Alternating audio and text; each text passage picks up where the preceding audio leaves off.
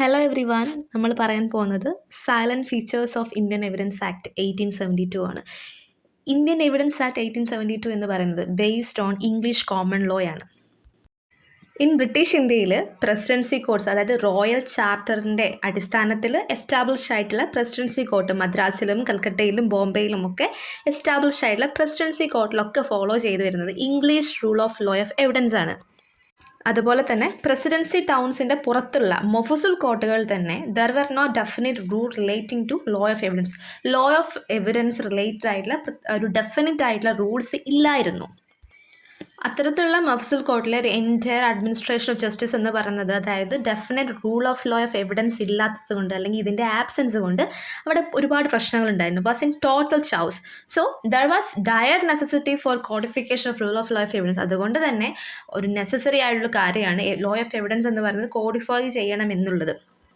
The constitution of Mayur courts under charter 1687 അത് കൊണ്ടുവന്നത് English east India കമ്പനിയാണ്.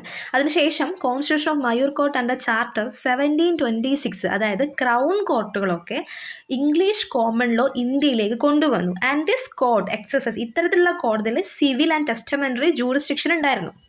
ഇത്തരത്തിലുള്ള കോർട്ടുകളിൽ പേഴ്സണൽ ലോസ് റിലേറ്റഡ് ആയിട്ട് എന്തൊരു ഡിസ്പ്യൂട്ട് വന്നു കഴിഞ്ഞാലും ദ റൂൾ ഓഫ് എവിഡൻസ് എന്ന് പറയുന്നത് ശാസ്ത്രാസ് ആൻഡ് ഹോളി ഖുറാൻ ബേസ്ഡ് ആണ്.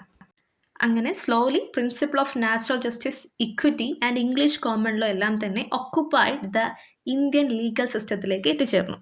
Then the first law commission headed ആയിട്ടുള്ള TB മെക്കോർലിയാണ് പ്രിപ്പയർ ചെയ്തിരിക്കുന്നത് ഇന്ത്യൻ പീനൽ കോഡും സിവിൽ പ്രൊസീജിയർ കോഡും ആൻഡ് ക്രിമിനൽ പ്രൊസീജിയർ കോഡൊക്കെ തന്നെ ഡ്രാഫ്റ്റ് ചെയ്തത്.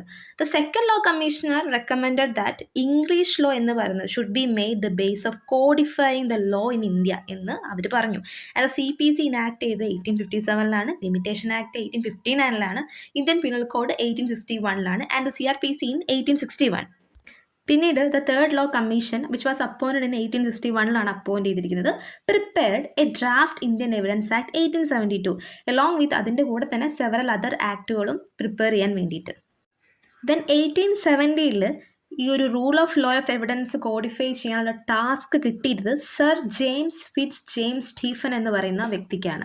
So he prepare a draft, അദ്ദേഹം ഒരു ഡ്രാഫ്റ്റ് പ്രിപ്പയർ ചെയ്തു and after eliciting the opinion of selection കമ്മീഷൻ്റെ ഒപ്പീനിയന് വേണ്ടി കൊടുത്തു. So high court and member of the bar it was placed before the legislature and അങ്ങനെ ഇതെന്ത് ചെയ്തു, ഇറ്റ് വാസ് ഇനാക്റ്റഡ്.